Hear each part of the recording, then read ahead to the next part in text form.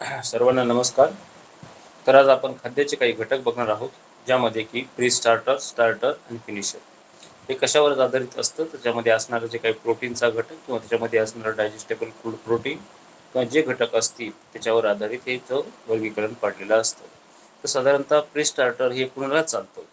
तर pre starter हे चालतं जे 1 ते 14 दिवसाचे किंवा 1 ते 7 दिवसाचे असे वेगवेगळे जे काही अवया गटातले पक्षी आहेत, त्यांना हे चालतंय प्री स्टार्टर.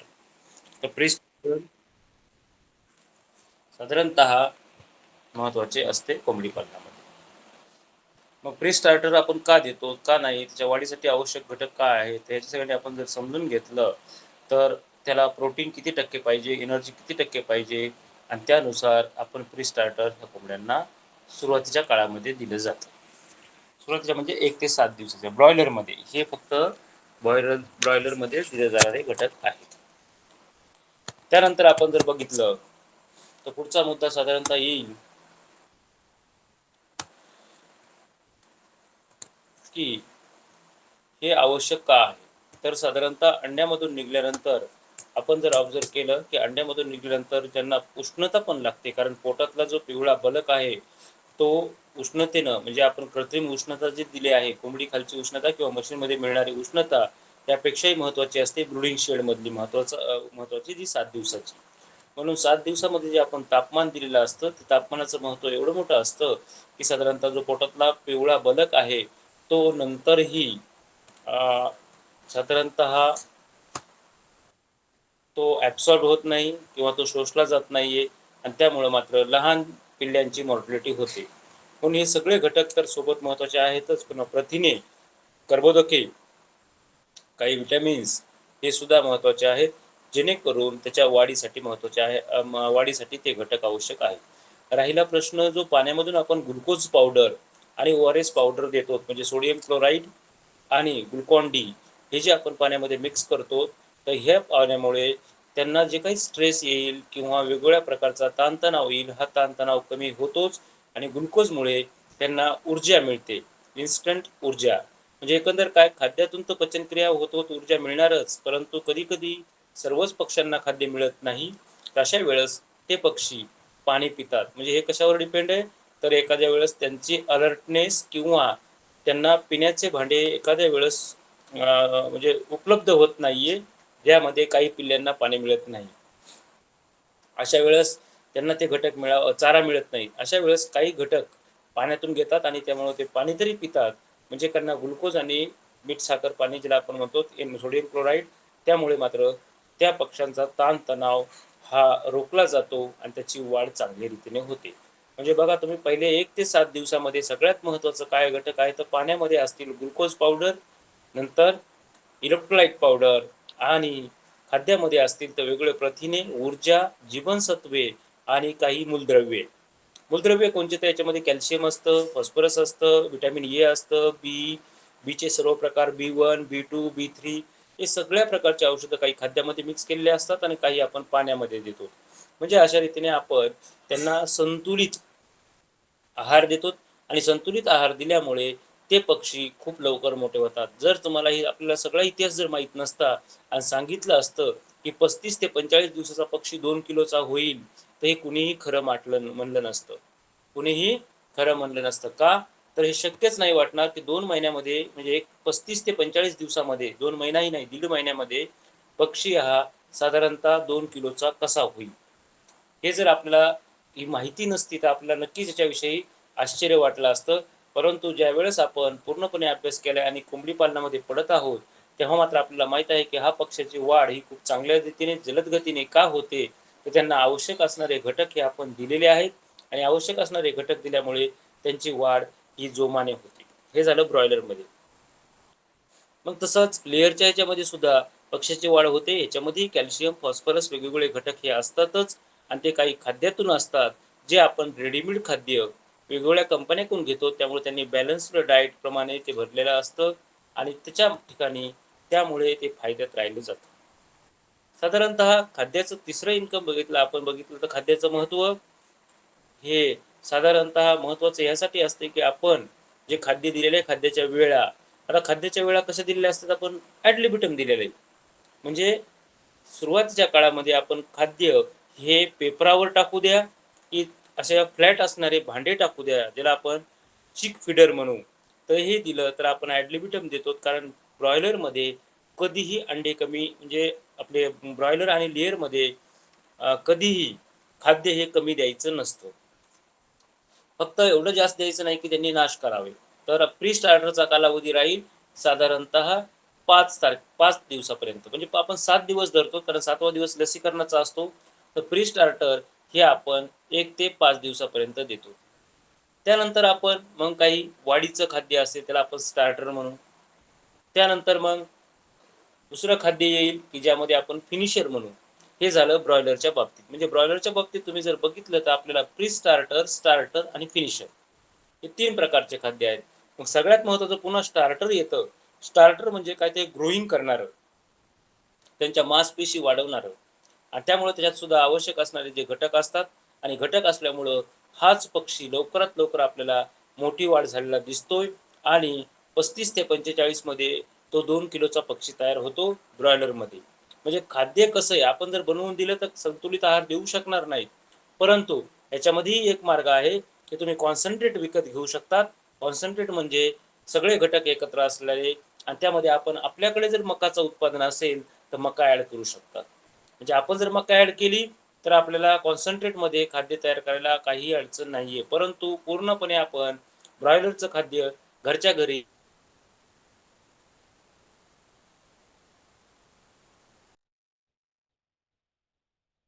वर्षाच्या आपण आपल्या 8 बॅच काढल्या तरी आपल्याला प्रत्येक ऋतूमध्ये 3-3 बॅच येतात. आणि त्यामुळे आपल्याला कळून जातं की प्रत्येक ऋतूमध्ये 3-3 बॅच आहेत, तर प्रत्येक ऋतूमध्ये खाद्याचं नियोजन हे वेगळं असतं. म्हणून आपल्याला 8 बॅच काढल्यानंतरच आपण सक्सेस होतो, आणि त्यानंतरच आपलं आपण खाद्य बनवू शकतात. हे झालं ब्रॉयलरच्या बाबतीत. आता लेयरच्या खाद्याविषयी बघितलं तर लेयरचं खाद्य पुन्हा 3 प्रकारचं. अंडे देण्यापूर्वी सुरू होण्याच्या आधी ग्रोअर डाएट, ज्याला आपण प्री स्टार्टर, ते आपलं 7व्या दिवसापर्यंत यालाही लेअर ब्रॉयलर सारखंच येणार आहे. प्री स्टार्टर नंतर येईल इथे ग्रोअर डाएट. आता ग्रोअर डाएट असेल आणि थंड वातावरण असेल तर आपल्याला किती द्यावं लागेल, गरम वातावरण असेल तर ग्रोअर डाएट किती द्यावं लागेल, तर 5 ते 11व्या दिवसापर्यंत आपण ग्रोअर डाएट देतो. साधारणतः ह्या काळामध्ये आपण ग्रोअर डाएट का देतो, तर ज्या ठिकाणी 4 ते, म्हणजे साधारणतः 4 ते 10 आठवडे, आठवड्याचा कालावधी हा, 4 ते 10 आठवडे आपण त्याला ग्रोअर डाएट देतो लेअरमध्ये. आणि 5 ते 10 आठवडे जर म्हणजे एकदम उष्ण वातावरण असेल तर आपण त्याच्यामध्ये 11वा आठवडा सुद्धा त्याला ग्रोअरचंच खाद्य देतो. त्याला आपण ग्रोअरचंच खाद्य देतो. हे झालं आपण आठवड्यामध्ये जर बघितलं तर लेअरच्या वेळेस पहिल्या 4 आठवडे, 4 ते 5 आठवडे हे तुम्हाला प्री स्टार्टरच द्यायचंय लेअर अंड्याविषयी. आणि त्यानंतर वाढ व्हायला लागली तर त्यावेळेस मात्र त्यांना ग्रोअरचं खाद्य द्यायचंय 5 ते 10व्या आठवड्यापर्यंत. आणि पुन्हा 11 ते पुढे, 11 ते 16 पर्यंत किंवा 18 पर्यंत, म्हणजे अंडे देईपर्यंत तुमचं येईल लेअरचं खाद्य असतं, ज्याला आपण पुलेट्स म्हणू, किंवा प्री ले फेज 1 हे खाद्य दिलं जातं. त्यामुळे याच्यामध्ये ग्रोअर डाएटमध्ये कधी कधी मॅश असेल, क्रंबल असेल, परंतु जास्तीत जास्त पक्षी हा 4था ते 10वा आठवडा असल्यामुळे त्या ठिकाणी मॅश दिलं जातं. खाद्याचे प्रकार कसे आहेत, क्रंबल आणि मॅश. त्यानंतर पुलेटमध्ये काय आहे, तर पुलेटमध्ये अक्षरशः पुलेट स्टेजमध्ये किंवा ग्रोअर डाएटमध्ये आपल्या ह्याच्यामध्ये अंडे देण्याच्या आधीच्या कालावधीमध्ये पक्षाला कमी एनर्जी लागते.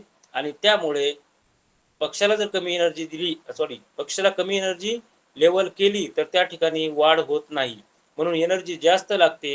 त्यामुळे आपण त्याला त्या काळात सुद्धा जे खाद्य देतो ते प्रथिनेयुक्त देतो, ऊर्जायुक्त देतो, आणि विटॅमिन आणि जीवनसत्व, म्हणजे जीवनसत्व तर त्यामध्ये असतातच. हे झालं साधारणतः पुलेट डाएट. त्यानंतर प्री लेड डाएट. प्री ले डाएट म्हणजे प्री आणि ले. ले म्हणजे अंडे द्यायला कालावधी सुरू झालाय, लेइंग पिरियड सुरू झालाय, अंडे देण्याच्या कालावधीच्या आधी दिलेलं खाद्य. तर ह्या खाद्यामध्ये आपण साधारणतः 2 आठवडे बिफोर खाद्य देतो, ज्यामध्ये की अंडे द्यायला सुरू व्हायलेत. आणि म्हणून आपण प्री ले डाएट देतो की 17 ते 18 म्हणजे 16, 17, 18 या 3 आठवड्यामध्ये आपण प्री ले डाएट देतो. साधारणतः ह्याच्यामध्ये जर बघितलं तर ह्याच्यामध्ये कॅल्शियमचं प्रमाण जास्त असतं, जेणेकरून पक्ष्याने अंडे द्यायला चालू केलेलं असतं.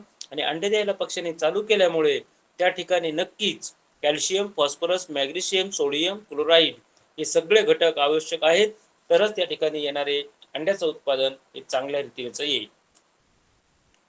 तर झालं हे साधारणतः आपण लेईंगचं म्हणजे प्री ले. आता त्यानंतरचा काय टेक्निक येईल किंवा साधारणतः आपल्याला जे लाईटचा पिरियड आहे, ज्याला आपण बऱ्याच वेळेस सरनंही काल विचारलं की लाईट्स पिरियड.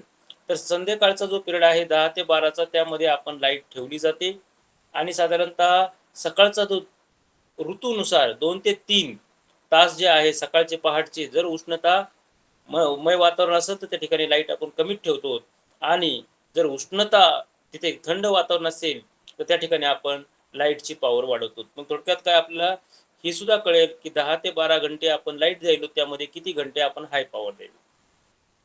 त्यामुळं सगळ्यात महत्त्वाचं काय आहे की हे पक्षी यांना खायची शिकवायची गरज नाहीये, ते लाईट लागली की खायला चालू करतायत आणि त्यामुळं रात्रीची लाईट आपण यामध्ये कधीही बंद करत नाहीत. दिवसा मात्र लाईट बंद असते आणि बाजूचे पडदे वर उचललेले असतात.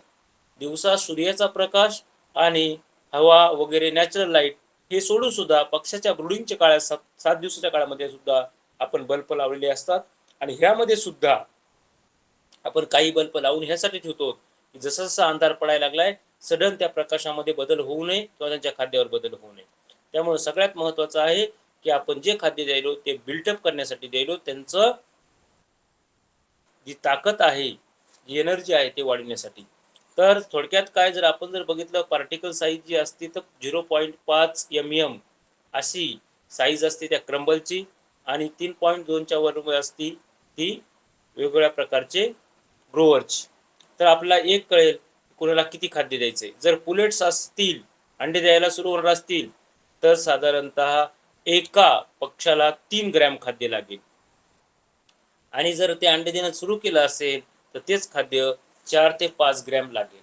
त्याच्याहून आपल्याला त्यांच्या उत्पादनावरून कळेल की आपण कशा रीतीने खाद्य वाढवायचे आणि कमी करायचे.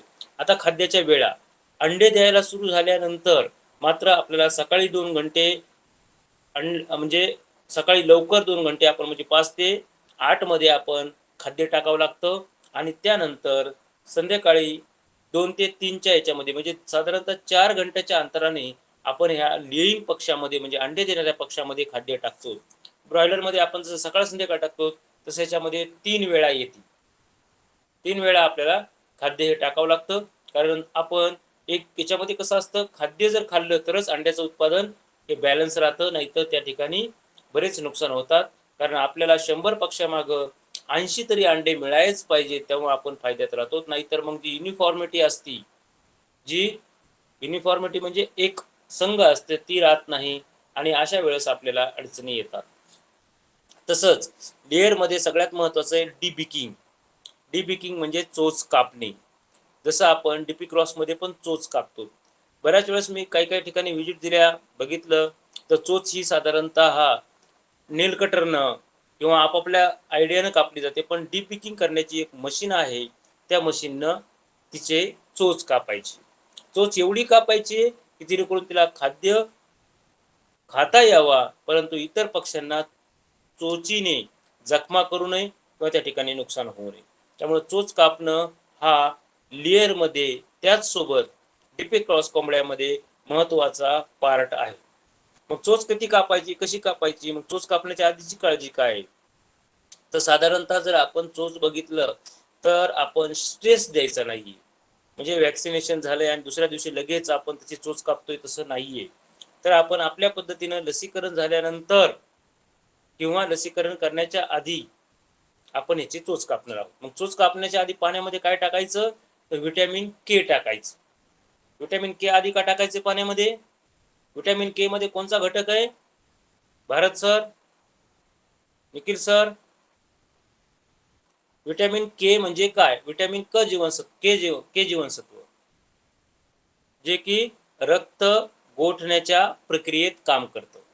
रक्त गोठण्याच्या प्रक्रियेत काम करतं. मग एखाद्या वेळेस आपल्याला जर त्या ठिकाणी चोच कट करताना समजा जिव्हाळी लागली म्हणून, तर त्यावेळेस मात्र येथे आपल्याला याच्या वापरामुळे आधीच वापर केल्यामुळे त्या ठिकाणी नुकसान होत नाही.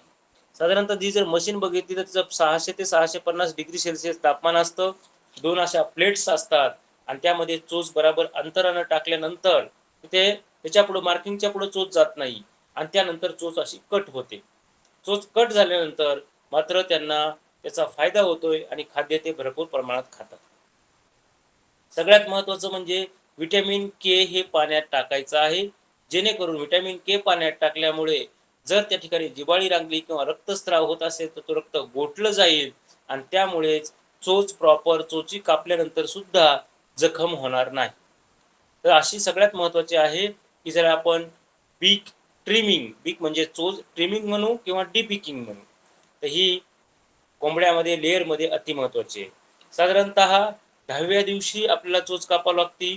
त्यानंतर 8व्या ते 10व्या आठवड्याला कापावी लागती आणि ज्यावेळेस पक्षी जर कुठं ट्रान्सफर करायचा असेल किंवा विकायचा असेल, अंडे द्यायला तयार झालेला पक्षी, तर अशा वेळेस सुद्धा आपल्याला त्याची चोच कापावी लागते. चोच कापताना सोपी पद्धत आहे. एका हाताने पक्षाला पकडायचं आहे आणि दुसऱ्या हाताने तिथे मशीन आहे आणि बराबर अंगठ्याने त्याची चोच धरायची आहे आणि आपण त्याच्या पुढे टाकायचे. तुम्हाला 2-3 दिवसाचं प्रॅक्टिकली दिसेल, कारण एका ठिकाणी मी डिपिकिंग करायला जाणार आहे.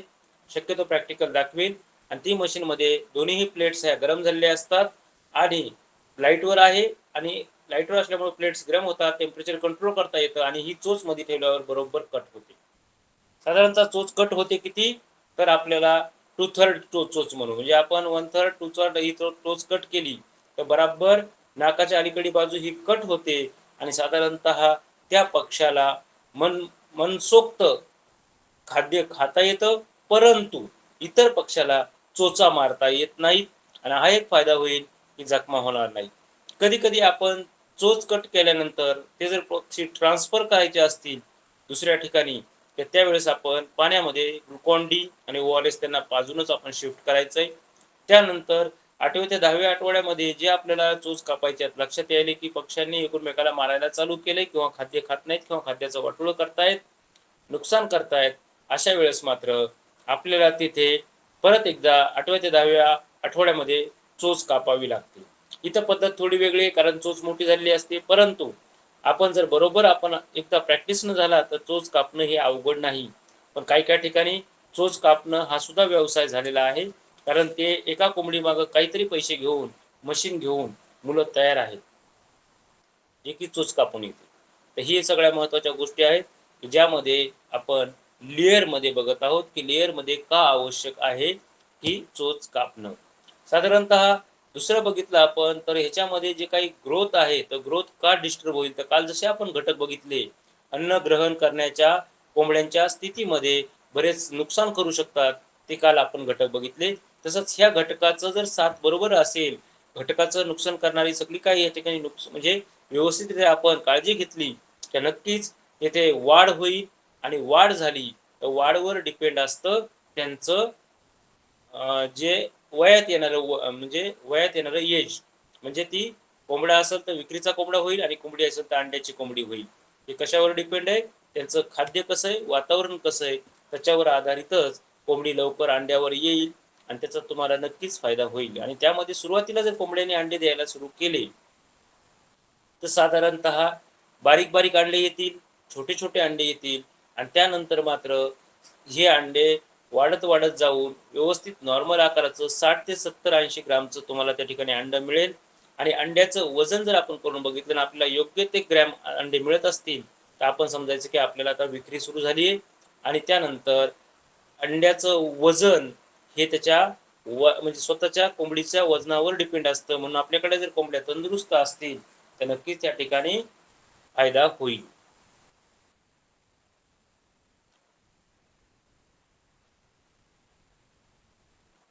त्यानंतर सगळ्यात महत्त्वाचं आहे की आपण जागा कुणाला किती जागा द्यायला पाहिजे.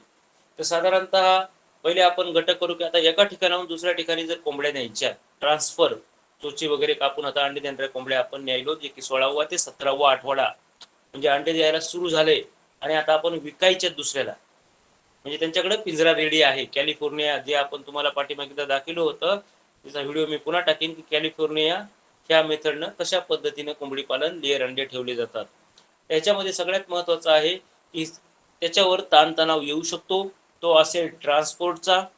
त्यानंतर त्यांचं घर पण बदलायला लागलंय, म्हणजे गादी घरावरून ते पिंजरा पद्धतीमध्ये जात असतील तर त्यावेळेसही स्ट्रेस झालेला असेल. पाणी प्यायच्या पद्धती सुद्धा बदललेल्या असतील. तिथे तो गादी घरामध्ये ड्रिंकिंग वॉटरमधलं म्हणजे चिक वॉटर किंवा ड्रिंकिंग वॉटरमधलं ऑटोमॅटिक पाणी पित असेल. पण इथं मात्र त्याला पिंजरा पद्धतीमध्ये जे काही निपल्स असतात त्यांनी पाणी प्यावं लागतं. खाद्य द्यायच्याही बदल झालेला आहे, वातावरणही बदललेलं आहे, लाईट देण्याच्या कालावधी बदललेला आहे आणि अशा ताणतणावानं सुद्धा पक्ष्याची मर होऊ शकते. रेअरिंग युनिट टू लेइंग युनिट, पाळीव गादी घरापासून अंडे द्यायच्या ह्याच्यापर्यंत अशा वेळेस सुद्धा काही पक्ष्याची मर झालेली आपल्या निदर्शनात येईल. त्यामुळं सगळ्यात महत्त्वाचं काय आहे की ट्रान्सपोर्ट करताना तो पक्षी हळुवारपणे कसल्याही प्रकारचा स्ट्रेस न देता, आणि स्ट्रेस येत असेल तरीही पाण्यामध्ये ग्लुकोज पावडर दिलं तर नक्कीच तो स्ट्रेस कमी होईल. साधारणतः आपण 16व्या ते 17व्या आठवड्याला ट्रान्सफर करतो आणि 18व्या आठवड्यापासून अंडे द्यायला सुरू झालेले असतात. त्यामुळं आपल्याला त्या ठिकाणी सुरुवातीचे 4-5 दिवस तर अंडे बिलबिल बारीक निघतील, विक्रीचे अंडे निघणार नाहीत. परंतु 17व्या ते 18व्या आठवड्यानंतर मात्र विक्रीचे अंडे चालू होतील. तेव्हा मात्र आपण ट्रे कलेक्ट करणे, ट्रे भरणे आणि त्यानुसार अंड्यांचं ट्रान्सफर करणे हे महत्त्वाचं आहे. त्यावेळेस मात्र 2 गोष्टी लक्षात ठेवायच्या. ते पक्षी कसेही डिस्टर्ब झाले नाही पाहिजे. त्यांना त्यांचा आहार व्यवस्थित दिला गेला पाहिजे आणि आहार जर व्यवस्थित दिला गेला, खाद्य व्यवस्थित दिलं गेलं, तर नक्कीच अंड्याचं उत्पादन चांगलं राहतं.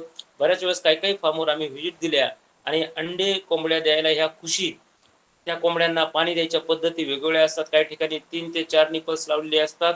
हे आपल्याला कळेल की त्या कोंबड्यांना जर व्यवस्थित पाणी भेटलं तर अंड्याचं उत्पादन चांगलं, खाद्य व्यवस्थित भेटलं तर अंड्याचं उत्पादन चांगलं. म्हणून याच्यामध्ये सगळ्यात महत्त्वाचं असं आहे की जे लेईंग पक्षी आहे किंवा अंडे देणारा पक्षी आहे त्यांना डिस्टर्ब न करणं, त्यांच्या फार्ममध्ये कुणालाही एंट्री न देणं. आपण ब्रॉयलरमध्ये आपण बाहेरून बघू शकतो, पण लेअरमध्ये मात्र नवीन व्यक्ती आपल्याला माहिती की त्या कोंबड्यांना जवळ जाईल, हात लावील, अशा वेळेस कोंबड्या ह्या स्ट्रेस खाली राहतील किंवा आपला साधा मोबाईलही त्या शेडमध्ये वाजला तरीही कोंबड्या घाबरून जातील आणि त्यानंतर त्याचा डायरेक्टली किंवा इनडायरेक्टली म्हणजे प्रत्यक्षरित्या किंवा अप्रत्यक्षरित्या अंडी उत्पादनावर परिणाम झालेला दिसेल. कारण ते घाबरले की ते चारा कमी खातील, वेगवेगळ्या प्रकारचं लेईंगचं फेज लेईंग वनचं खाद्य कमी खातील आणि हे खाद्य कमी खाल्ल्यामुळे नक्कीच त्या दिवशी अंडी उत्पादनावर परिणाम झालेला दिसेल. म्हणून सगळ्यात महत्त्वाचं, शेडमध्ये कुणालाही एंट्री द्यायची नाही, मोबाईल स्विच ऑफ लावायचा आहे आणि मोबाईल स्विच ऑफ जर केला, तिथं जर बेल नाही वाजली तर हे पक्षी डिस्टर्ब होणार नाहीत. त्यामुळे इतक्या महत्त्वाच्या काळजी आहेत की त्याच्यामध्ये एक जरी पक्षी डिस्टर्ब झाला तर सगळ्याच पक्षी डिस्टर्ब होतात आणि त्याचा अंडी उत्पादन क्षमतेवर किंवा अंडी उत्पादनावर तोटा होतो. म्हणून सगळ्यात महत्त्वाचं आहे की त्यांना वातावरण जरी बदललं तरी त्या वातावरणामध्ये आपण जुळवून घेण्यासाठी योग्य ती काळजी घेतली पाहिजे. दुसरं म्हणजे पाणी प्यायला प्रवृत्त करायचे. कारण ह्यांना हे पाणी पिता येत नसतं, ह्यांना ही सवय नसती. कारण आधी ड्रिंकरमध्ये पाणी पिल्यात, आता कशाने प्यायल्यात? निपल्सनं प्यायल्यात. तर कधी कधी त्यांना असे रेड कलरचे निपल्स असतात आणि वरती लटकलेले असतात, एका पिंजऱ्याच्या पुढं 4. अशा वेळेस मात्र त्यांना ते प्यायचं माहीत नसतं आणि तेव्हा त्यांचं नुकसान होतं. कारण भांड्यामधून पिणारे त्याच्यातून सवय नसते. त्यामुळं आपण त्यांना हळूहळू बघायचं, सवय लावायची आणि त्यांना जिथं तिथं असं थेंब थेंब पाणी गळतं ते पाणी प्यायचीच पण सवय लावायची. चोची कापल्यामुळे ते सोपं जातं. थोडक्यात काय म्हणजे पुलेट आहेत, ते पुलेट आधी ड्रिंकरनं पिल्यामुळे त्यांना पाणी प्यायच्या सिस्टीममध्ये थोडं अवघड जातं आणि त्याचा परिणाम अंडी उत्पादनावर झालेला दिसतो. कधी कधी आम्हाला प्रश्न येतो की ट्रान्सपोर्ट केलं सर, इकडे पक्षी चांगला अंडे देत होता आणि तिथं चालू केल्यानंतर अंडे देणं एकदमच बंद झालं. तर हे सुद्धा महत्त्वाचं आहे की आपण ट्रान्सपोर्ट केल्यानंतर काय काय अडचणी आणल्या, कुणाला किती जागा लागते हेही महत्त्वाचं आहे. तर कुणाला किती जागा लागते, तर आपण जर जमिनीवरचं जे काही पहिले पक्षी ठेवलेत 16व्या आठवड्यापर्यंत, तर त्यांना साधारणतः एका पक्ष म्हणजे 6 पक्षाला पर मीटर स्क्वेअर म्हणजे 1.8 स्क्वेअर फीट पर बर्ड लिटर आणि त्याच्या पुढे असतील तर 8 म्हणजे 1.3 स्क्वेअर फीट पर बर्ड आणि वेगवेगळ्या स्टेजचे अंडे देण्याच्या आधी असेल तर 1.2 स्क्वेअर फीट म्हणजे साधारणतः 1.5 ते 2 स्क्वेअर फीट, आपलं 1.5 ते 1.2 ते 1.5 एवढी एका पक्षाला जागा लागते. खाद्य बघितलं तर खाद्य आपल्याला 100 पक्षामागं 4 भांडे खाद्याचे आणि पाणी बघितलं तर 100 पक्षामागं 2 भांडे हे महत्त्वाचे आहेत. काही ठिकाणी ऑटोमॅटिक ड्रिंकर जर असतील तर त्यांनी मात्र 90 आपल्याला भांडे 1000 पक्षामागे लावायचे आहेत. नाही, 13,000 पक्षामागे, 10,000 पक्षामागे 90 भांडे. आणि निपल म्हणजे जे काही कप्स किंवा निपल्स असतील तर त्या ठिकाणी मात्र पर पक्षाला एक, म्हणजे तिथे निपल दिसलं पाहिजे, त्या त्याला पाणी प्यायचा म्हणजे जो मुबलक पाणी मिळेल. सगळ्यात महत्त्वाचं म्हणजे अंडे उत्पादन करण्याचा कालावधी जो असतो तो असतो 17 ते 28 आठवडे. आता आपण कुठे बघायलो, अंडे द्यायला सुरू झालेत, अंडे आपण आता कलेक्ट करायला चालू केलं. त्यामुळे अंडे देण्याचा कालावधी 17 ते 28 आठवडे हा पहिला पिरियड आहे, फेज 1. आणि पुढचा आहे 28 ते 72 आठवडे, फेज 2. सगळ्यात महत्त्वाचं काय आहे की ट्रान्सफर केल्यानंतर आपल्याकडे 17 ते 28 आठवडे ते अंडे द्यायला चालू करतात. या काळात अंड्याचा स्लोप हा वाढलेला असतो. त्यामुळे आपण त्या ठिकाणी लाईटचं ड्युरेशन असू द्या, तापमान असू द्या, खाद्याचा टाइम असू द्या, खाद्य खाण्याच्या क्षमता असू द्या, किंवा खाद्य ज्या पद्धतीने आपण टाकतो त्याचे भांडेही असू द्या, ह्याच्यामध्ये शक्यतो जास्त बदल करायचा नाहीये. कारण साधा एक दिवसाचा बदल सुद्धा त्या ठिकाणी आपल्याला स्ट्रेस आणू शकतो. आणि तो आलेला पक्षाला स्ट्रेस म्हणजेच अंडी उत्पादनावर स्ट्रेस आल्याशिवाय राहणार नाही. तर सगळ्यात महत्त्वाचं लेईंगमध्ये काय आहे, तर आपण अंडे देण्यापूर्वी, अंडे देणारा पक्षी तयार होण्यापूर्वी घेतलेली काळजी. तर आजच्या सत्रामध्ये आपण ती बघितली आहे की कशा पद्धतीनं त्याची काळजी घेतली तरच आपलं नियोजन व्यवस्थित राहील. आणि फेज 1 आणि फेज 2 म्हणजे लेईंग फेज 1 आणि लेईंग फेज 2 मध्ये आपल्याला भरपूर प्रमाणात अंडे मिळतील. लेईंग फेज 1 म्हणजे 17 ते 28 आठवडे आणि फेज 2 म्हणजे 28 ते 72 आठवडे. हा एकंदर कालावधी आहे लेयर कोंबडीमध्ये अंडे देण्याचा.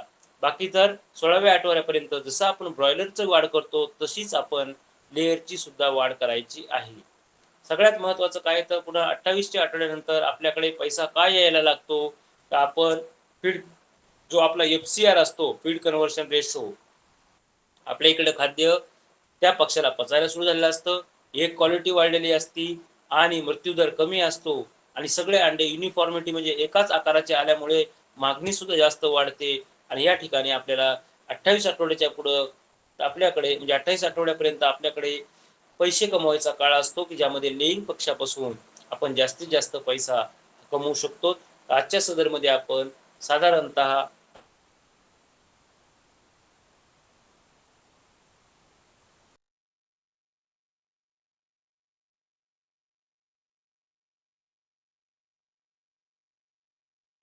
तर साधारणतः आजच्या याच्यामध्ये आपण ब्रॉयलरचं खाद्य आणि लेअरचे वेगवेगळ्या प्रकारचे कसे मॅनेजमेंट असतं हे पाहिलेलं आहे. त्याच्याविषयी कुणाला काही प्रश्न आहे तर विचारू शकतो. हॅलो हा सर, विचार. सर, अमोल सूर्यवंशी बोलतो.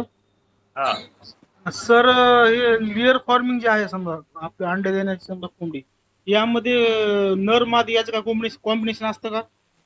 नक्कीच नक्की, याच्यामध्ये जास्तीत जास्त सम- मादे असतात. पण जेव्हा सम- तुम्हाला लॉट दिला जातो त्यामध्ये 2% का होईना नर येऊ शकतात. त्यामुळं हे ज्याला आपण सेक्सिंग म्हणतो, सेक्सिंग म्हणजे नर मादी ओळखणे. तर हॅचरीचं जेव्हा आपलं चालू होईल तेव्हा तुम्हाला हेही सांगितलं जाईल की नर मादी कशी ओळखायची. साधारणतः तुम्ही गुरुवारी किंवा अशा वेळेस जर पुण्याला गेला तर तिथं जिथं हॅचरी आहे तिथे साताऱ्याहून एक ट्रेनर येतात की जन्मलेल्या पिल्लू कोंबडा आहे का नाही कोंबडी बघायचं. मग कोंबडा आहे तर कोंबडीच्या, म्हणजे कोंबडा असेल तर कोंबड्याच्या ह्याच्यामध्ये जाईल आणि कोंबडी असेल तर कोंबडीच्या खोकड्यामध्ये जाईल. परंतु शेवटी कधी कधी माणूस आहे आणि मॅन्युअली हा बघत असतो, त्यामुळे चुकून तो काय करतो, कोंबडीमध्ये सुद्धा कोंबडा टाकू शकतो. म्हणून आपल्याला गादी घरामध्येच कळतं की हा कोंबडा आहे आणि तुरा आला की आपल्या लक्षात येईल. त्यामुळं आपण काय करतो, त्या ठिकाणी असे कोंबडे निवडून म्हणजे अंडे देण्याच्या कॅलिफोर्निया पिंजरा पद्धतीमध्ये नेण्याच्या आधीच त्याचं विलगीकरण किंवा ते विकले जाऊ शकतं. 2% याचं मात्र होऊ शकते चूक. याचं प्रमाण किती पाहिजे नर मादीमध्ये, नर मादीमध्ये सगळं तसं तर आपल्याला 100%च मादी पाहिजे. कारण हे जे आहेत, आपण जे अंडे कोणचे ते फलित अंडे नाही. कोंबडी खाली बसली तरी याच्यातून पिल्लू निघणार नाही. त्यामुळे हे विदाऊट म्हणजे विना कोंबड्याच्या संपर्कातले अंडे आहेत. त्यामुळे ओके याच्यात सर. कोंबड्याचं प्रमाण स्पेशली नाहीये, फक्त चुकून येतं चिक्स आणता वेळेस. आणि याच्यामध्ये एकही कोंबडा नसतो. ओके, धन्यवाद सर. हा.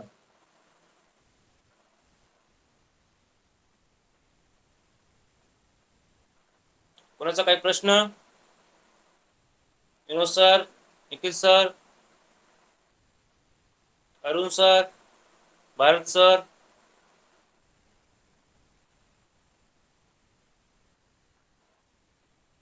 कुणी जर गैरहजर राहू नका. ग्रुपमध्ये अडचण असली तरी आपण आपलं, कारण हळूहळू सिलेबस पुढे झालाय. एक मोठी पुस्तिका पण तयार होईली आणि त्यामुळे सगळ्यांनी अटेंड करावं. ओके, धन्यवाद. मीटिंग संपली.